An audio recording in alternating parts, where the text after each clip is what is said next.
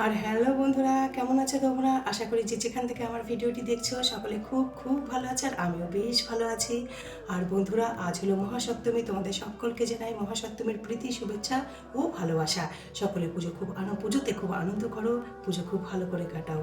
আর আমি আমার আজকের ব্লগ বন্ধুরা এই মুহূর্ত থেকে শুরু করছি। চলো, এখন আমার স্নান ধান সকল কিছু কমপ্লিট হয়ে গেছে, আশেপাশে যা কাজ ছিল সেগুলো কমপ্লিট হয়ে গেছে। এখন সকাল 7:30 বাজে।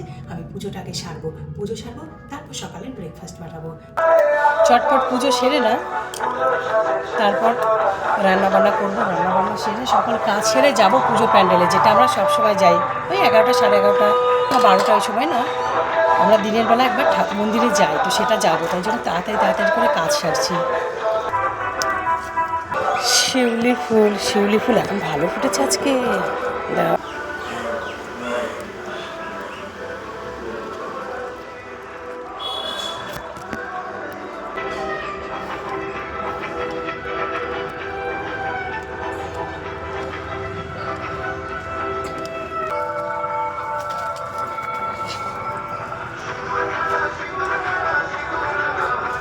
ফাঁকা জায়গায় জানো তো শিউলি ফুল তুলতে না খুব ভালো লাগে, কিন্তু এটা না গাছে গাছে নিচে হয়ে গেছে। এখন জায়গাও নেই বাগানে যে ফাঁকা জায়গায় আবার একটা শিউলি গাছ লাগাবো। কোথায় জায়গা বলো?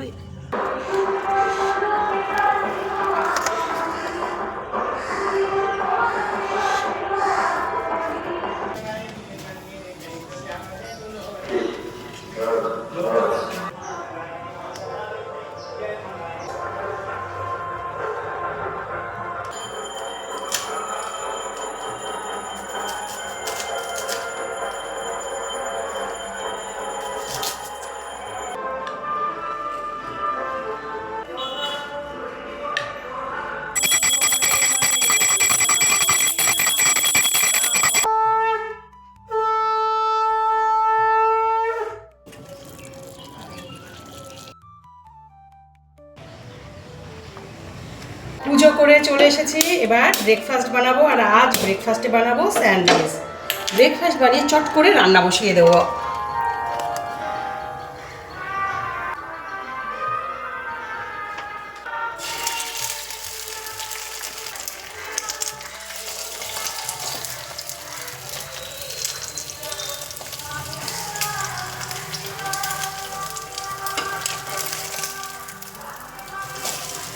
টিফিন রেডি হয়ে গেছে, এবার আগে বরকে খেতে দিয়ে নিই। বরকে খেতে দিয়ে জানো তো আমি রান্নাটা বসিয়ে দেবো আর খাবো, কারণ ওই যে বসে খাওয়ার তো একদম সময় নেই, প্যান্ডেলে যেতে হবে। কাল রাত্রিরে না আমি ডাল সিদ্ধ করে রেখেছিলাম, জানো তো। রাতে যখন খাবার দাবার মেটাচ্ছিলাম ডালটাকে সিদ্ধ করে রেখেছিলাম। জানি তো সকালবেলা একটু তাড়াহুড়ো বাঁধবে, একটু প্যান্ডেলে যাব, তাই জন্য ডালটা সিদ্ধ করে রেখেছি। এখন পাতলা মসুরির ডাল করব, কাতলা মাছ করব, আর ভাজাভাজি দেখি কি করি, ওটা আমি প্যান্ডেল থেকে এসেও করে নিতে পারবো। ভাবছি আলু ভেজে দেবো কি একটু, দেখছি। যদি আলু ভাজি তো ভালো, এখন সময় পাই তো, কারণ 10টা বেজে গেছে। যদি সময় পাই তো ভালো আলু ভাজা, তাহলে ভাজবো, নইলে প্যান্ডেল থেকে এসে ভাজবো। জানো তো বন্ধুরা, এই সকালের দিকে প্যান্ডেলে যাওয়া, এটা জানো তো আজ নতুন নয়, বরাবর আমি গেছি। তার কারণ কি বলো তো, আমি শাশুড়িমাকে দেখতাম না, উনি একদম ভোরে ভোরে উঠে স্নান পুজো টুজো করেই প্যান্ডেলে ঠাকুরের কাজ করতে চলে যেতেন। তারপর বেলা থেকে শ্বশুরমশাই যে একটু পুজো দেখতেন, আর আমিও না, ফুল তখন খুব ছোট, ওরকম ওকে নিয়ে না গিয়ে ওরকম ঠাকুর পুজো দেখতাম, দুর্গা পুজো দেখতাম। তো ওটা থেকেই জানো তো অভ্যেস হয়ে গেছে যে সপ্তমী, অষ্টমী, নবমী, দশমী, এই 4টে দিন জানো তো রাত্রির সাথে সাথে সকালের দিকেও প্যান্ডেলে একটু না বসলে ভাল লাগে না, কোথায় গিয়ে মনে হয় যেন অসমাপ্ত থেকে গেল। আগে তো আমার অনেক বন্ধুরা আরও যেত, এখন আস্তে আস্তে অনেকে কমিয়ে দিয়েছে, কিন্তু আমরা কয়েকজন আছি যারা এখনও দুবেলা প্যান্ডেলে যাই। মনে হয় কি বলো তো, যেই দশমীটা পার হয়ে যাবে না, তখন কিন্তু আমরা ওখানে গিয়ে আর বসতে পারবো না। এই পুজোর 4টে দিন ওখানে গিয়ে বসা, পুজো দেখা, তো সকল কিছু মিলিয়ে জানো তো প্যান্ডেলে সকালে আমাকে যেতেই হবে। আর আমি এদিকে না চটপট হাত চালাচ্ছি। আসলে টাইমের মধ্যে রান্না শেষ করতে হবে, তারপর রেডি হতে হবে, প্যান্ডেলে যাব বলে কথা, একটু সাজতে তো হয়ই না। আর দুবেলার জন্য রান্না করে নিচ্ছি। আজ জানো তো বাইরের খাবার খাবো না, বাইরের মানে ডিনার খাবো না, এমনি এগ রোল, একটু চাও খেলাম বা আইসক্রিম খেলাম, এগুলো টুকিটাকি খাবো, কিন্তু রাতে ওই যে বসে ডিনার আজই বাইরে খাবো না। ফুলরা আসুক, কি প্ল্যান হয় দেখি, তারপর বাইরে খাবো। আর তাছাড়া আজ তো বরের অফিস না, ওর তো ছুটি পড়েনি, ওর আগামীকাল থেকে ছুটি পড়বে, ওর তো সারাদিন আজকে অফিস আছে।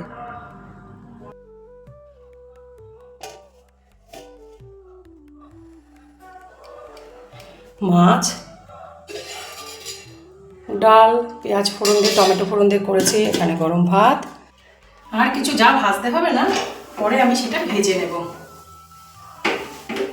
বরাবর যে অভ্যেস তো, মেয়েগুলোকে নিয়ে গেছি, মেয়েটাকে নিয়ে, আর মেয়েটাকে সাজানো গোজানো।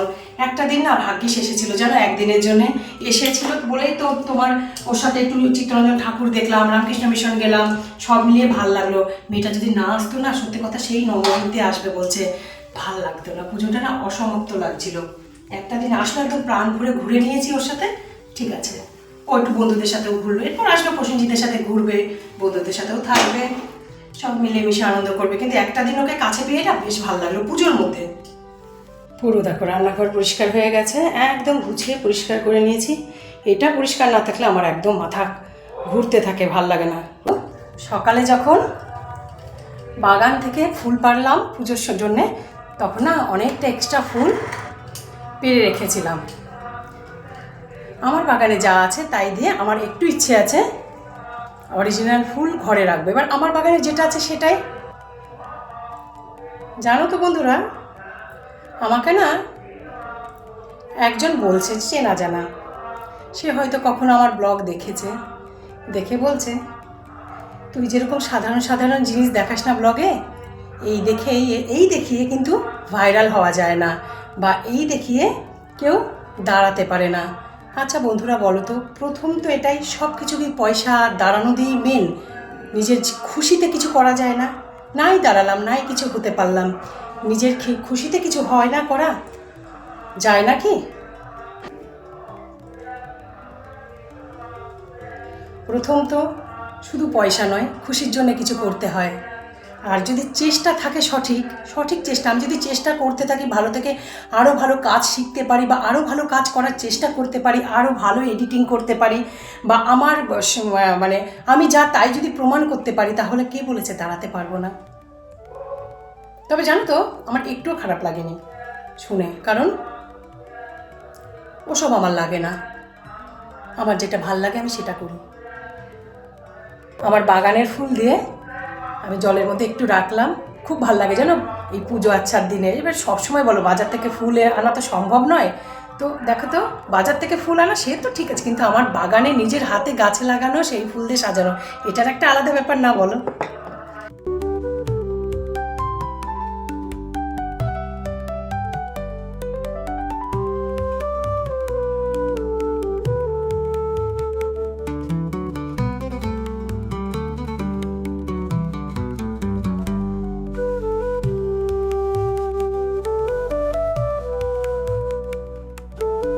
একদম রেডি হয়ে যাচ্ছি প্যান্ডেলে। এইটা না গেলে আমাদের ভালো লাগে না, বলবি না? একদম আর যা রোদ উঠেছে না, এটাতেই আনন্দ, এটাতেই আনন্দ। প্যান্ডেলে গিয়ে বসবো, কিছুক্ষণ গল্প করবো, ব্যাস এটাই আমাদের মন ভরে যায়, এটাই মন ভরে যায়। আর আমরা না একটা জিনিস একজনকে মিস করি খুব, মিঠুদি। একদম মিঠুদি কোথায় কে জানে? মিঠুদির হাতের ওই মাখা প্রসাদ না খেলে, চাল মাখা চটকে খাওয়া দেবে আমাদেরকে, ওটা না হলে না ভাল লাগে না। দেখা যাক মিঠুদি আছে নাকি প্যান্ডেলে, মিঠুদির বাড়ি, দেখা যাক মিঠুদিকে পাই নাকি।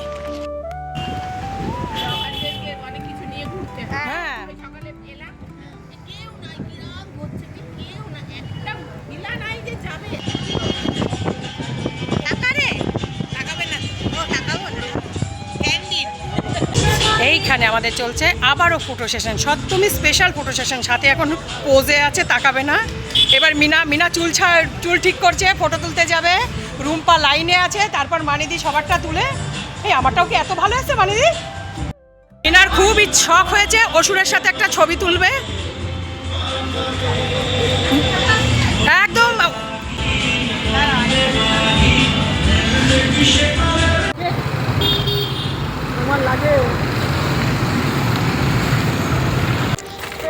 বন্ধুরা আমাদের সপ্তমী সকাল কমপ্লিট, আইসক্রিম খেতে খেতে যাচ্ছি। মিনা আইসক্রিম খাওয়ালো, আমি জানো তো খাওয়াতে চেয়েছিলাম, কিন্তু এই মিনা পয়সা দিল, বড় লোক না। ব্যাস শোন, বিকেলবেলা আমি খাওয়াবো। ফালতু কথা বন্ধুরা, একদম ফালতু কথা, একদম শুনবেন এইসব কথা। এটা তো আমার তো ভালো ভালোবাসি তাহলে বন্ধু হলাম কি করে যদি একটুখানি পিছনে না লাগলাম। আমি এত ভালোবাসি ওদেরকে যে ওদেরকে আমার ব্লগে পপার আনার জন্য আমি রোদে পুড়ে যাচ্ছি, ছাতা থাকতে ওই যে ছাতা বন্ধ করে যাচ্ছি। খুব মজা করি আমরা, জানো তো। হ্যাঁ, আমার ব্লগের জন্য ওরা রোদে পুড়ে যাচ্ছে, কারণ ব্লগে পুরো পপার নিজেকে আনতে হবে, বুঝলেন না। আমরা এরকমই মজা করি, সত্যি খুব মজা করি। পুরো সপ্তমী সকালটায় দারুণ কাটালাম প্যান্ডেলে, আবার বিকেলে যাব। আমাদের অন্য কোথাও খুব বেশি ঠাকুর দেখতে হয় না তো, ওই জন্যে।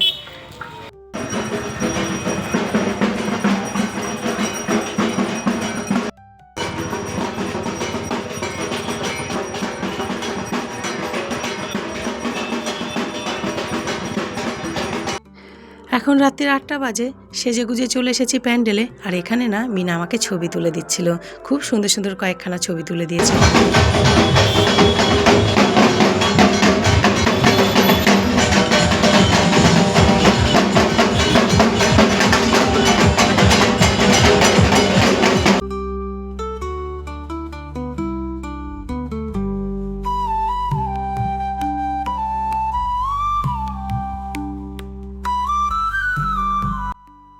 আমরা এতক্ষণ আমাদের প্যান্ডেলে বসেছিলাম, এখন এই যে 3 মূর্তি 3 বান্ধবী মিলে যাচ্ছি আমরা দুর্গা মন্দির ঠাকুর দেখতে। আর ওই ঠাকুরটা জানো তো এখনো দেখাই হয়নি, রূপনারায়ণপুরই দেখা হয়নি।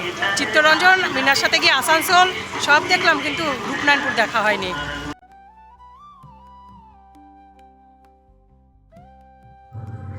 আমরা চলে এসেছি দুর্গা মন্দিরে ঠাকুর দেখতে। এই পুজোটা জানো তো খুব খুব বড় পুজো এবং ভীষণ ভালো হয়। এখানকার ঠাকুরও অসাধারণ হয়, এবারও হয়েছে, তবে ঠাকুরটা না সাইজে একটু ছোট হয়েছে।